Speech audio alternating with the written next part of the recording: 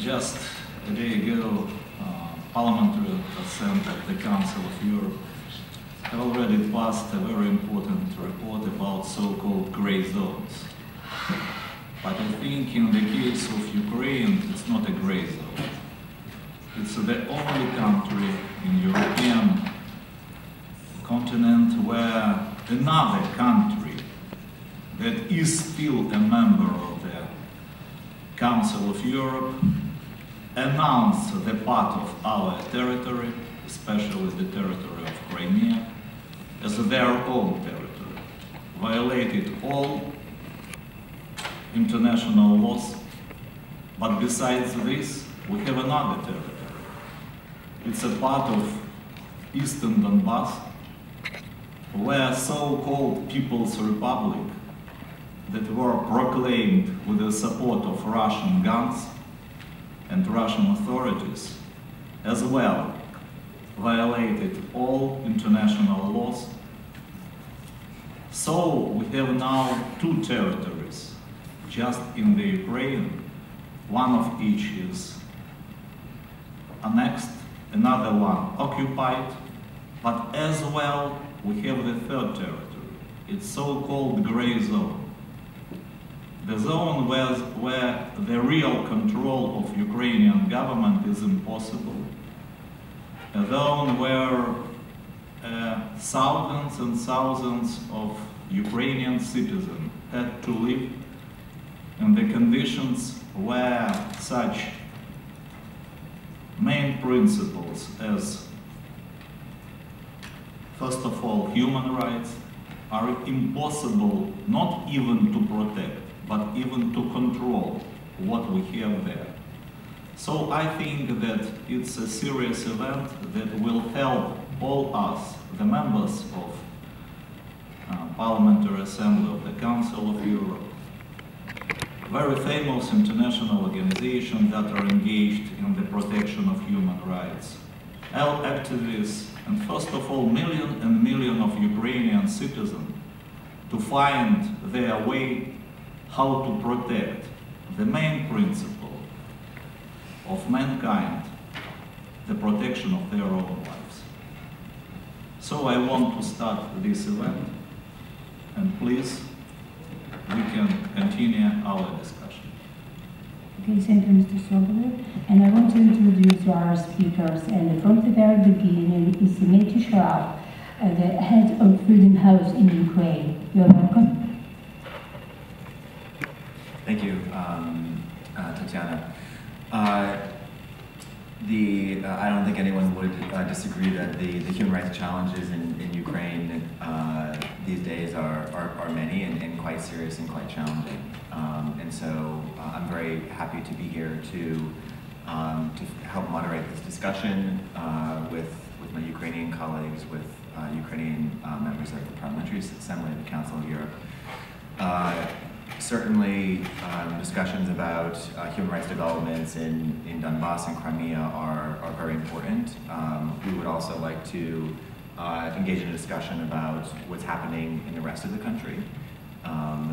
Because, to be honest, the success of democracy in Ukraine has a lot of meaning, not only for the country and the 46 million people who live there, but for the entire Council of Europe space and for democracy in the whole world. And so it carries outsized importance what happens in Ukraine. I think right now one of the things that we're seeing is perhaps the biggest challenge to freedom of association and assembly in Ukraine since Euromaidan revolution. The partnership between civic activists, between journalists, between political leaders, members of parliament, and others that has contributed to important reforms and progress in the country, including in education, the battle against corruption, healthcare, and many other areas.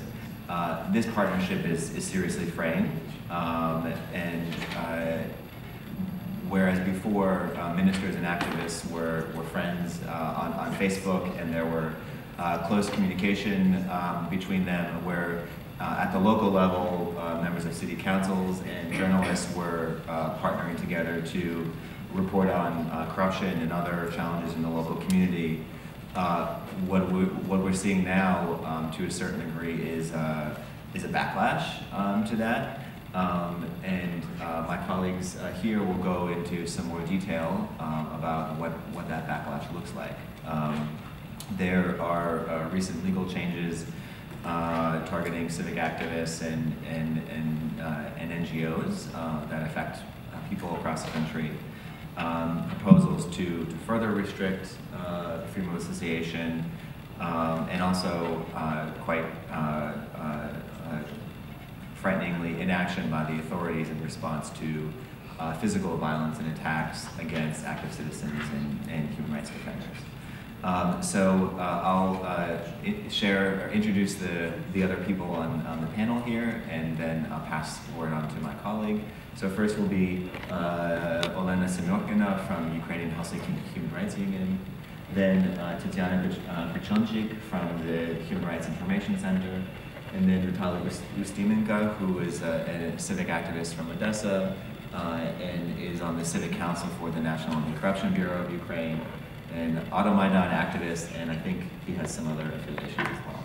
Thank you. Thank you, Matthew. Ladies and gentlemen, the Ukrainian Parliament of the current convocation considered a number of legislative initiatives that restrict the activists for non-governmental organizations and civil society activists. Pay attention to the chronology of legislative initiatives in the Ukrainian Parliament and their influence on civil society in the candidates. The first well-known initiative is the amendments to the law on prevention of corruption, which were adopted in 2017. The amendments include specific requirements for anti-corruption activists to submit electronic declaration of their assets identical to those of government officials. Imposed e-declaration requirements for anti-corruption activists have been heavily criticized by national and international SCOs, different international instances, including the Council of Europe's Commissioner of the Human Rights and Group States Against Corruption, as well as the Venice Commission and the OSCE ODIHR. Parliamentary Assembly also calls on Ukraine to repeal as soon as possible the e-declaration requirements for anti-corruption activists. The second initiative, which fortunately was not adopted by the Parliament, is the draft laws of Ukraine, number 6674 and 6675, on public transparency of information of financial activity from public associations and on the use of international technical assistance. These amendments were initiated by the President of Ukraine as a condition for the Parliament abolition of e-declaration for anti-corruption activists. This initiative has been heavily criticized by joint efforts of NGOs of Ukraine, international organizations, and international government organizations, such as Freedom House, Human Rights Watch. The next initiative, the draft law number 8501, the initiator member of Parliament of Ukraine. The draft law obliges charitable and non-government organizations that receive funding from foreign states and foreign NGOs by more than 50% of their own funds to submit and publish reports on the use of such funds. The draft law doesn't provide sanctions in the case of non-submission of reports.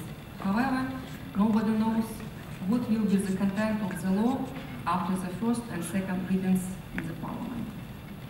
The initiator explains this draft law by the fact that charitable and public organizations received public support and confidence and have a significant impact on the social and political life in Ukraine. Foreign states and foreign non-government organizations that act as donors of Ukrainian public and charitable organizations be able to influence on the social political environment within Ukraine, can form a public opinion and indirectly participate in political activities in Ukraine. Another initiative was by one of the largest parliamentary fractions, the idea of the draft law similar to the law of United States about the registration of foreign agents. The argument of the initiators is that the law should become, among other things, one of the furthest from the Kremlin's influence in Ukraine. The President of Ukraine supported this idea. As on today, the text on the draft law is not the public domain. We warn deputies from the adoption of the following undemocratic initiatives. None of the listed initiatives can withstand the test used by the European Court of Human Rights. Any restriction on the rights of freedom of association, including sanctions, must be precised by a precise, certain, and enforceable law. It must be pursuing one or more legitimate aims, and it must be necessary in democratic society, which presupposes the extent of a pressing social need and respects the principle of proportionality. Restriction of the freedom of association can only be justified if they are necessary to avert a real and not only hypothetical danger. According to the European Court of Human Rights, a pressing social need for such restrictions presupposed plausible evidence of a sufficiently amendment threat to the state or to a democratic society. In this respect, it must be stressed by any explanations to draft law and initiative to introduce registration of foreign agents don't refer to any concrete risk or threat posed by certain SEO that would justify the new mission. Nothing indicates that there are convincing and complete reasons, according to the European Court of Human Rights, to justify an interference with the freedom of association of such proportions. Even if their scene of activity aimed to advocating of war or hostility or overthrowing of the constitutional order, the correct response to this would be criminal investigations against this particular association, but not blanket reporting requirements that affect numerous other organizations engaging in entirely legitimate activities. In this respect, the Venice Commission and OSCE ODIHR Parliamentary Assembly pay attention to Council of Europe recommendation on the legal status of non-government organizations in Europe, which stipulated that NGOs should be consulted during the drafting of primary and secondary legislation, which affect their status, financing, or spheres of operation. The Parliamentary Assembly of the Council of Europe has been working hard for several years to contain the current challenges of worsening the environment of non-government organizations and human rights defenders in the member states of the Council of Europe. In particular, this year, were adopted by Assembly Resolution 2225, protecting human rights defenders in Council of Europe member states, and Resolution 2226, new restrictions on NGO activities in Council of Europe member states and recommendations.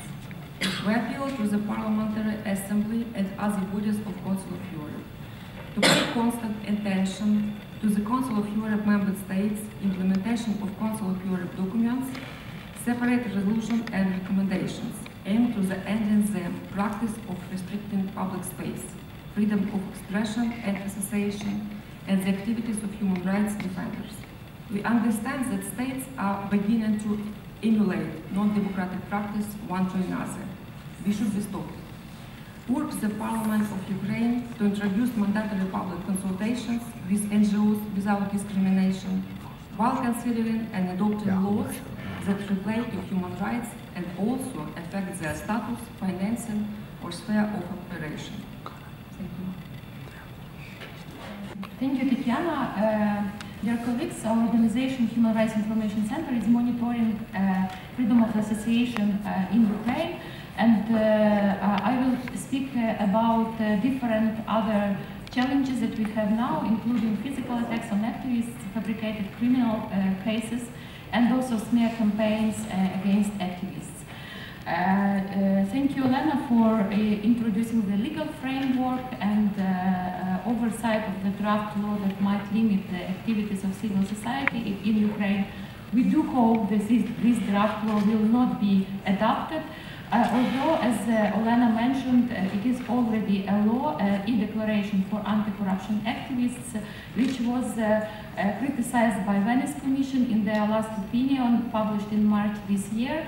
Despite this fact, Ukrainian parliament didn't withdraw and cancel this legislation, and now this case was sent to the Constitutional Court of Ukraine, and we do hope that Constitutional Court will cancel this piece of legislation, and anti-corruption activists in Ukraine will act freely and without any other unnecessary burden and reports that are required from them, like it is required from public officials and state servants now. In my speech, I would like to stop on the current challenge and trend in Ukraine that we have now. It's a physical attacks on civil society activists, and I'll give an overview of which activists are subjected to these attacks most of all, and what is the state of investigation of in these cases of physical attacks, and also what are the reasons to my mind why it's happening now in Ukraine. But before I start, I want to show you one video we prepared specifically for this event, and this is video about 4 different activists in Ukraine. It's Vitaly Shabunin from Anti-Corruption Action Center, Tamara Kharchilava, she is a civil society activist in Kiev fighting for environmental protection, Maxim Kornienko, he is human rights defender from Kharkiv and court trial monitor, and also Vitaly Ustimenko, who is also present here, anti-corruption activist from Odessa city, who will also share his story and comment, and also he will tell about other cases and attacks happening in Ukraine. So please, Tanya, help us with the video.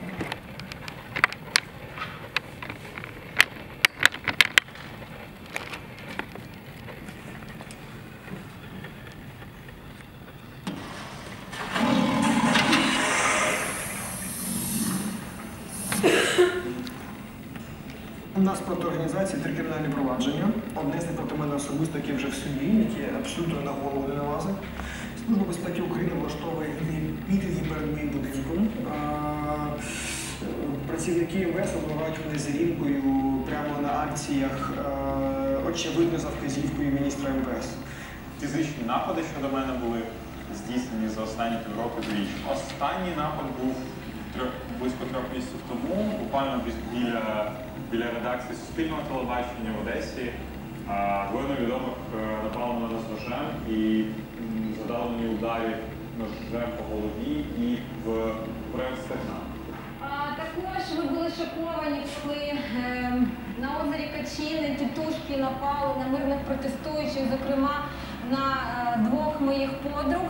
І це відбулося на очах поліції, якої тут було декілька десятків, різні структурні підрозділи. Ми просили про допомогу, але поліція залишалась байдужа. І у зв'язку з цим правозахисники навіть подали відповідний позов по факту бездіяльності поліції. Суддя, намагаючись покарати мене за мою правозахисну діяльність, спочатку виконав 8 співробітників поліції, які мені ламали руки, а потім надала мені 15 діб аресту за якоби невиконання законних вимог правоохоронців. В Україні почастішали напади на правозахисників та громадських активістів. З початку 2018 року сталося понад 150 таких нападів, включаючи побиття, напади на офіси та підпали автівок активістів, а також декілька вбивств. Найбільше від насильства потерпають антикорупційні активісти, екологи і ЛГБТ-активісти. Переважна більшість нападів лишається безкарною. Правоохоронні органи не проводять належного розслідування, а нападники, організатори і замовники цих злочинів не несуть жодної відповідальності. Україною котиться хвиля мітингів, учасники яких вимагають розслідувати напади і покарати винних. Thank you, Tatiana. Dear colleagues, our organization, Human Rights Information Center, is monitoring freedom of association in Ukraine. And I will speak about different activists and the groups of activists who are subjected to attacks.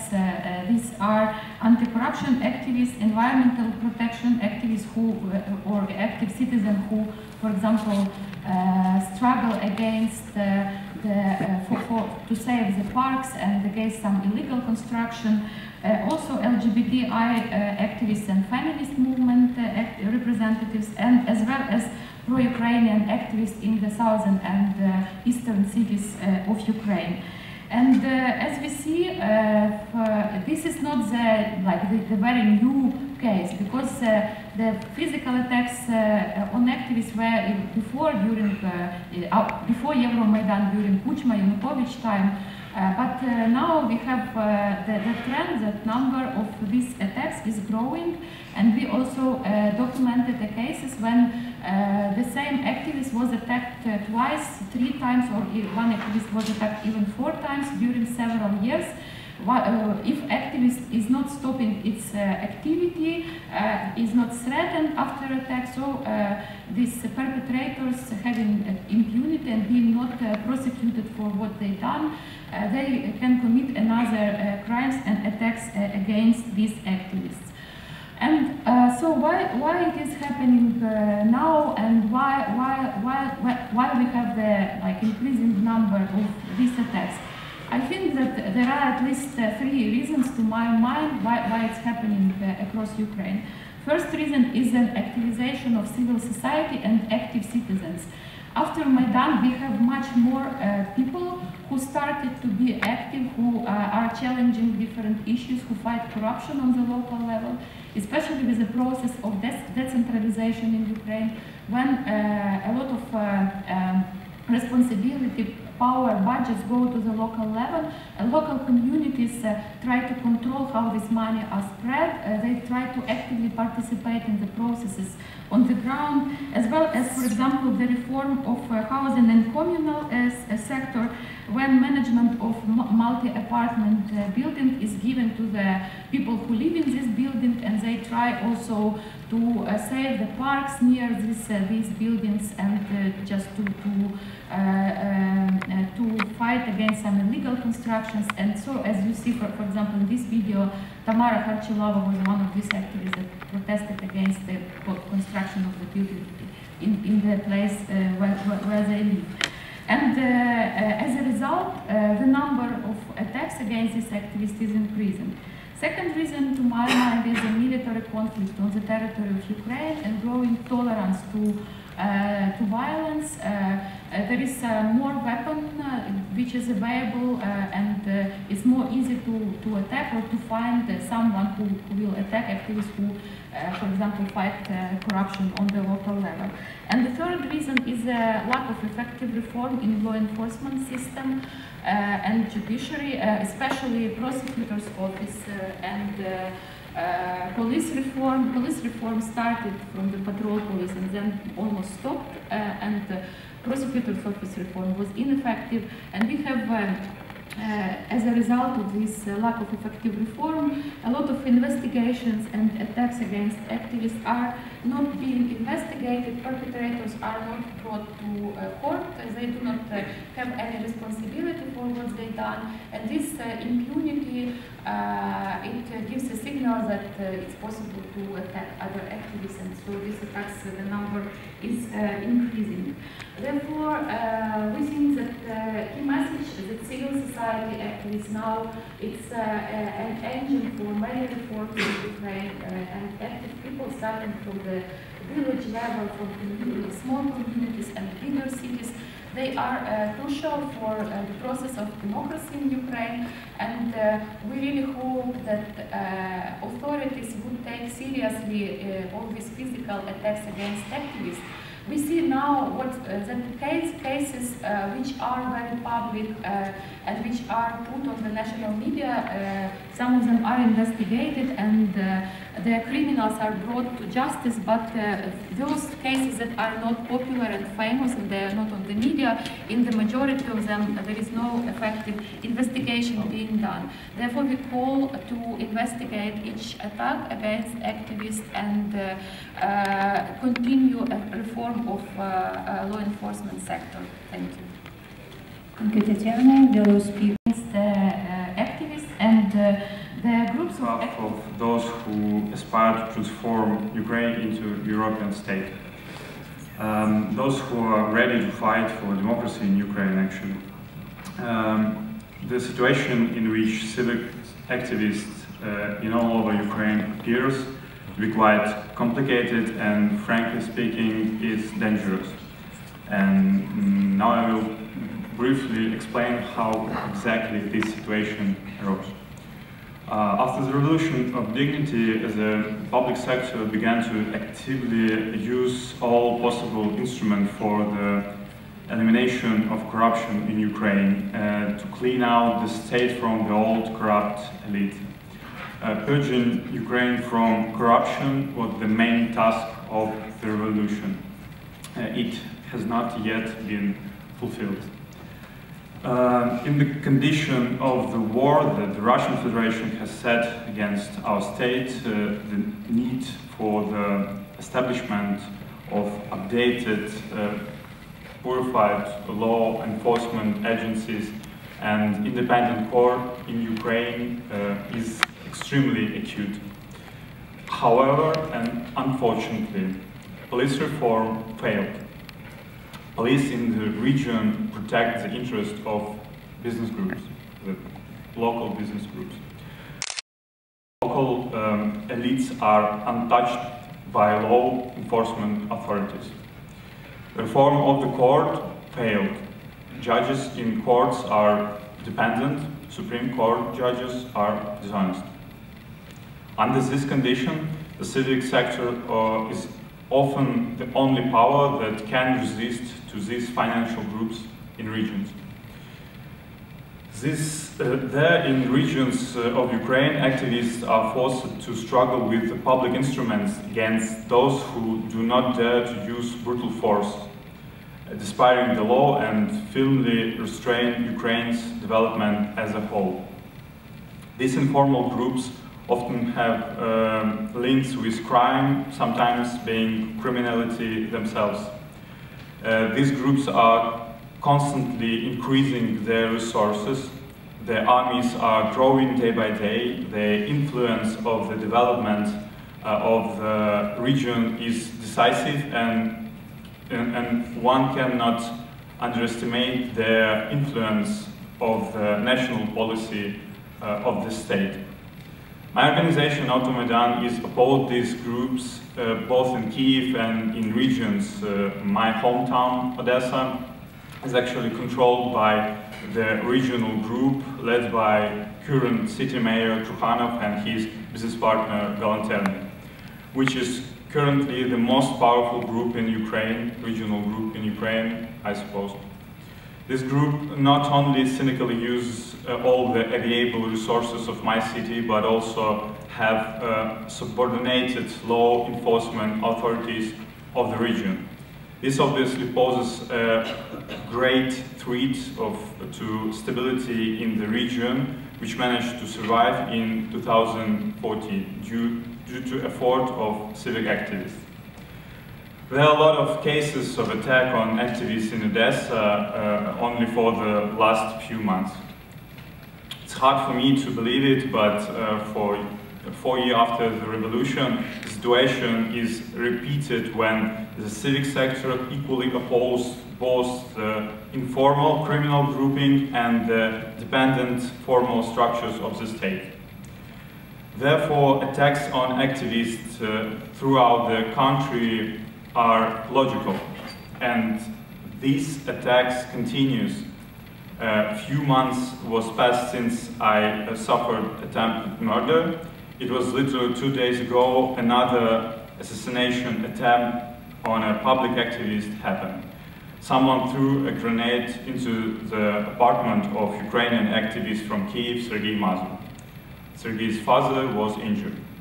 Under such conditions, the support of the world community played a key role for us, for civic sector in Ukraine. And we are grateful for this support, and I hope that with your help, we will stand in this critical situation in a critical time for us, and we will be able to be even more useful for building a real European democratic Ukrainian state. I really believe in it. Thank you. On behalf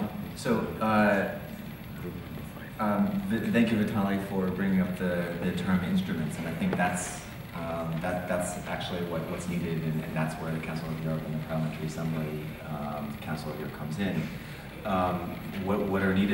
What is needed in Ukraine to address these challenges are instruments to reform the system, instruments to monitor compliance with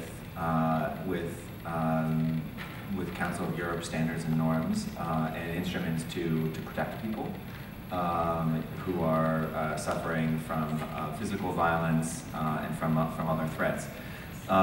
Certainly, these challenges are not only experienced in Ukraine, and there are other countries, Council of Europe member countries that, for example, have already or are considering so-called foreign agents laws.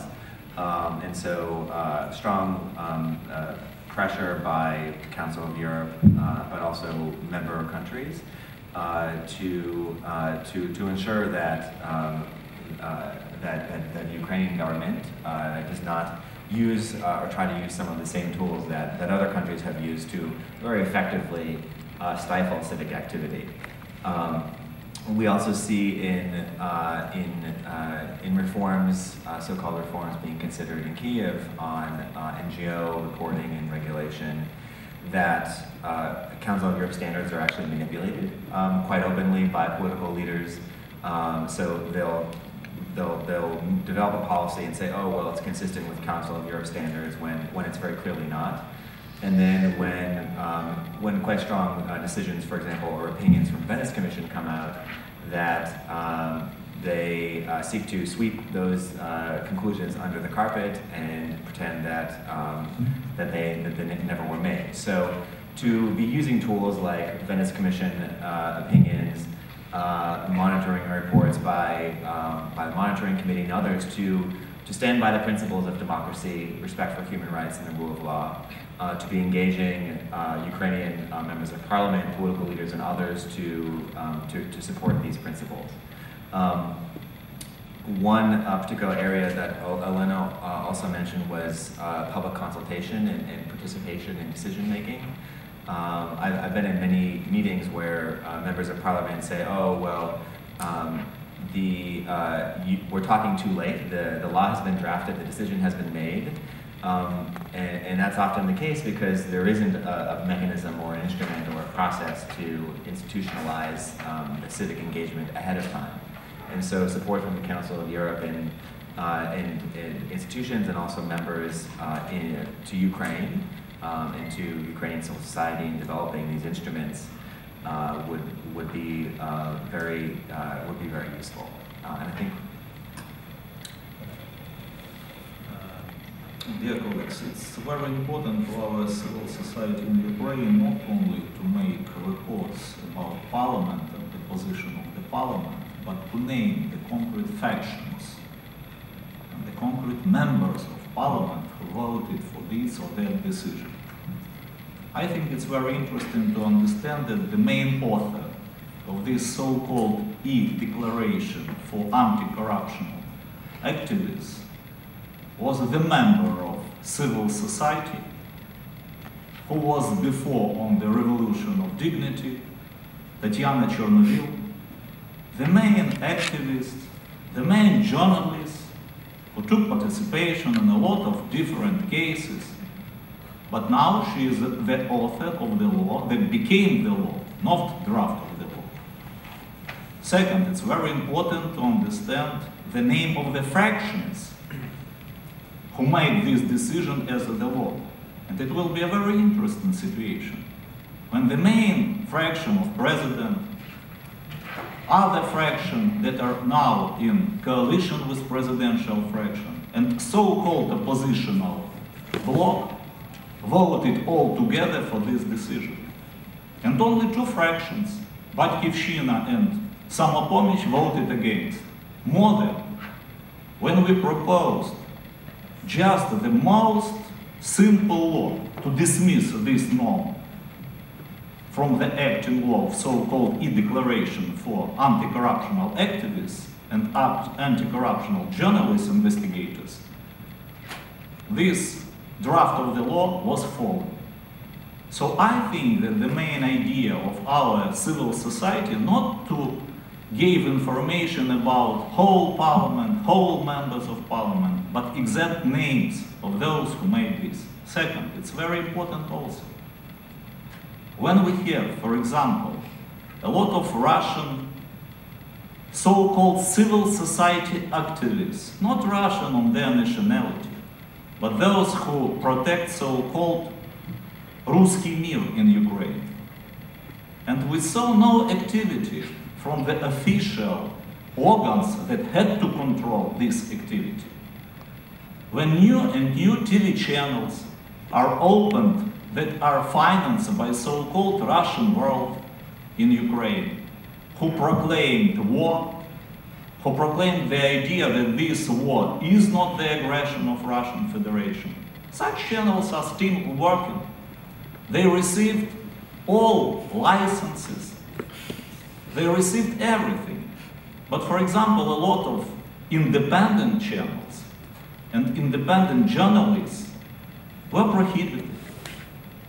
So I think that now it's idea to identify these main things that will help us not only to protect our borders with the help of international community, first of all with the help of military protection of our forces and our friends abroad, but also how to do all in order to protect the minds of our people from these cyber attacks that Russian Federation made through their agents of influence on the territory of Ukraine.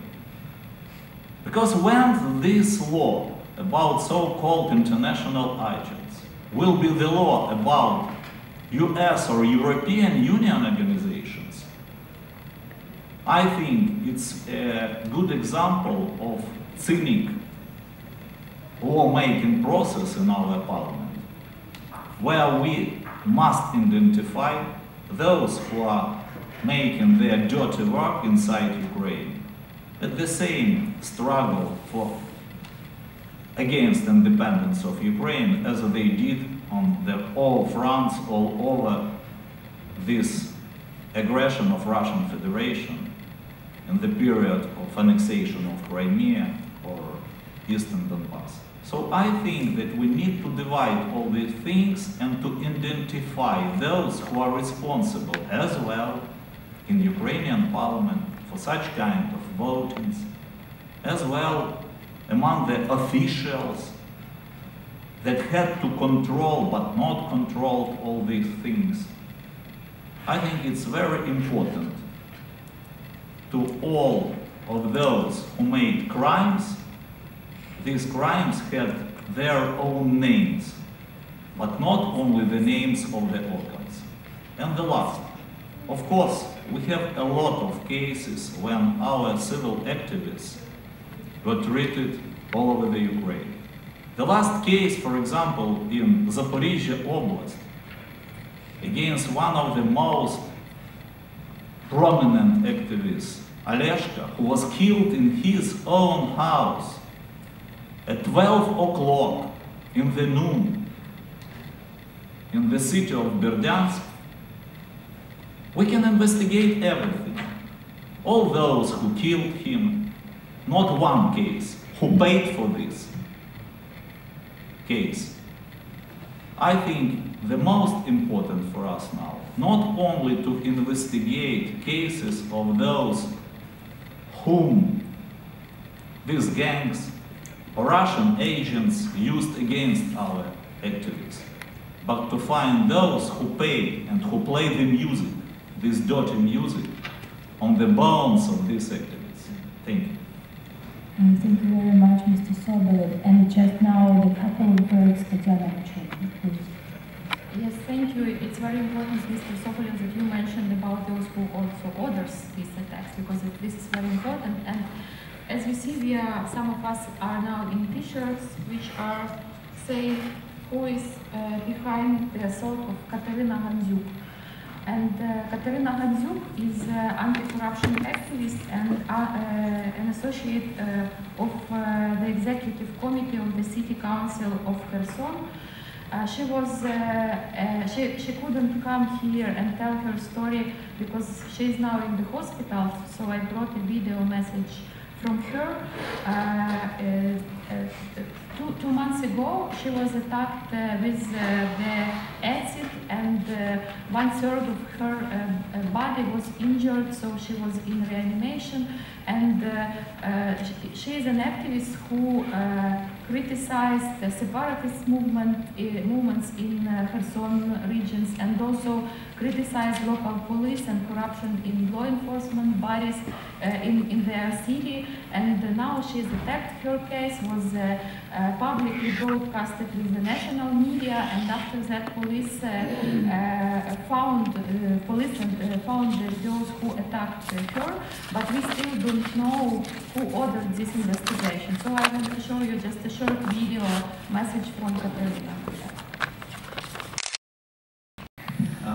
So while we are opening this video, I also want to say that her conditions now are very serious, and Katerina has already undergone 11 operations, and she will stay at least several months still. Тетяна Кучунчика, наша депутат. Тендер. Всім привіт, друзі! Дякую вам всім за те, що я жива. І хочу подякувати вам всім за ваші хороші слова, вони дуже мотивують. І хочу подякувати за погані слова, вони насправді мотивують ще більше вийти з лікарні якомога швидше. Так, я знаю, що я виглядаю зараз погано, але принаймні мене лікують, і мене лікують дуже добре українські лікарі. І я точно знаю, що я виглядаю зараз набагато краще, ніж виглядають в Україні справедливість і правосуддя.